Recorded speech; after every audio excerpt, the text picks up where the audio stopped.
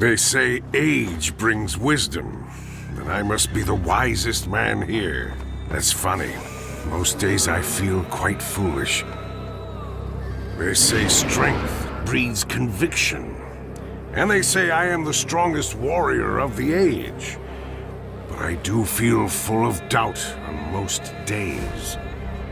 They made me commander-in-chief so they could all draw inspiration from me. But I would find it easier to be inspiring if I were on the right side of this battle. But this bloodbath is my fault.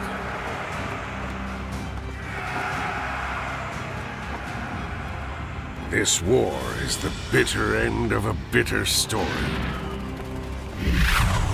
My story.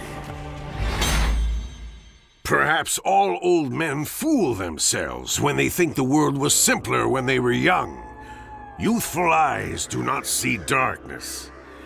But when a man has lived as long as I, and seen the world itself ripen and then rot, there must be some truth to it. I was born then in a simpler time. We had not yet broken the world to see how it worked. When we believed in magic and miracles, it was a world of wonders. So when my father Shantanu, young king of the Kauravas, saw what he did in the mighty river Ganga one bright day, he felt no surprise to be in the presence of a goddess. All he felt was love, and she looked at him and felt the same. And when she made him promise never to question her judgment, or he would lose her forever, he simply agreed. And when she killed, one by one, 7 cursed children that she bore him, he never even asked her why. I cannot begin to imagine why, but for him, it was enough that the goddess willed it. It was not his role to question. But he was still a proud man, and a father, and a king who needed an heir. So when the 8th son was born, he stopped her from killing him, and thus he lost her. But I cannot complain, because it was my life he saved. Ganga left him, and took me with her, promising that she would return his son to him one day.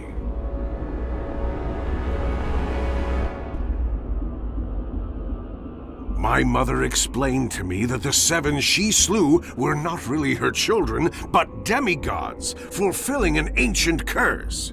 How must she have felt?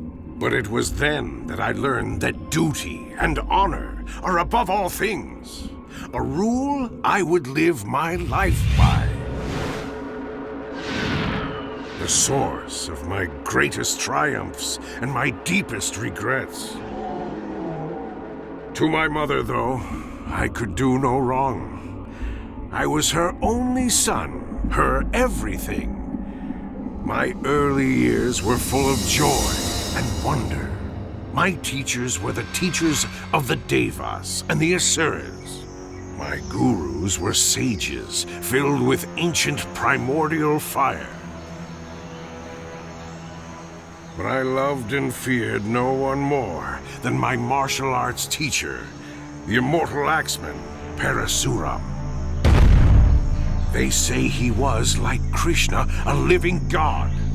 Parasuram, the eradicator of super warriors, the legend, the greatest warrior I have ever faced. He almost fought to the death once over the Princess Amba, whom I had wronged.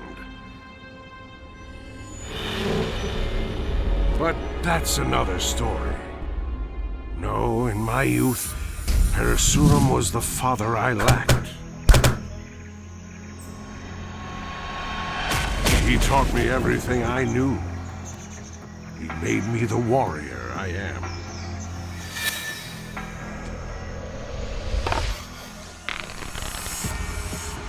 He never made that mistake again with his other students. Not with Drona nor Karna. One of me was enough. When I was sent to my father, I was a full-grown man, a perfect prince, trained and ready to rule.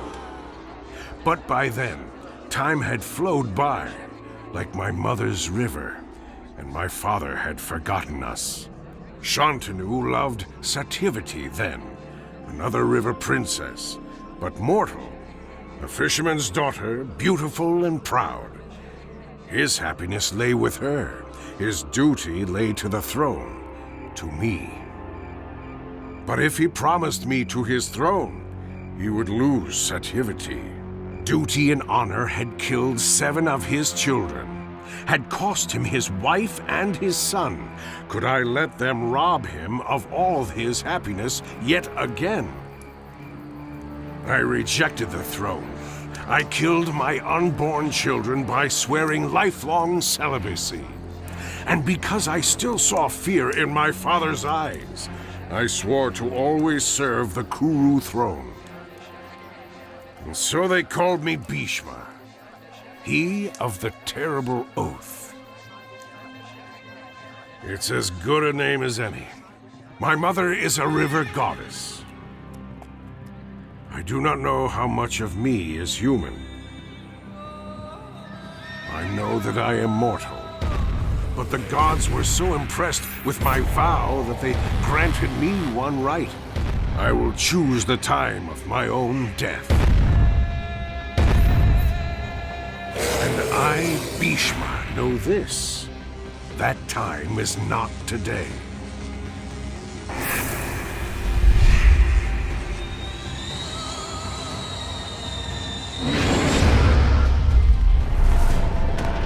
When I see these children dying at my hands, I wonder, should I have chosen to die long ago? I saw their births. I saw them grow to manhood. I remember their laughter, their innocence. It seems an age ago, and now I kill them.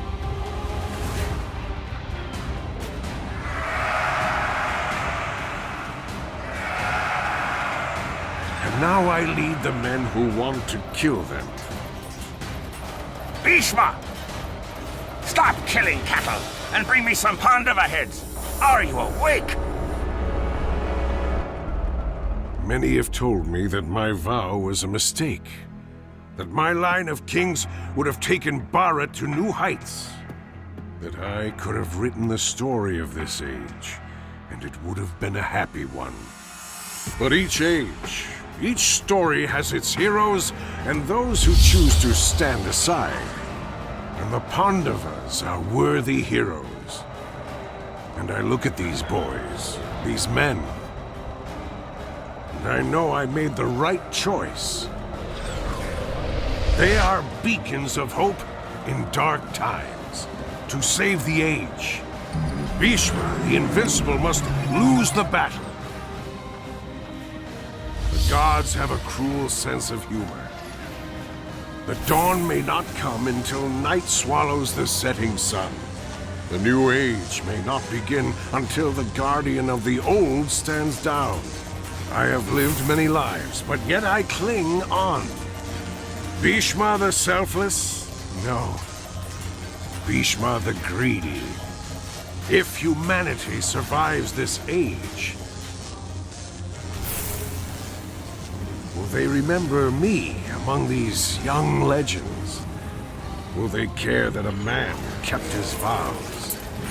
Or will they remember only the foolish old man, bound by rash promises, who led legions of monsters against his beloved kin?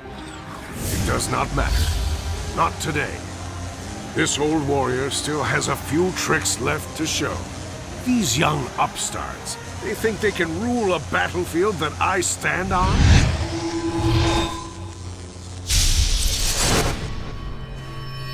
Oh, I'm awake, Duryodhana. Are you?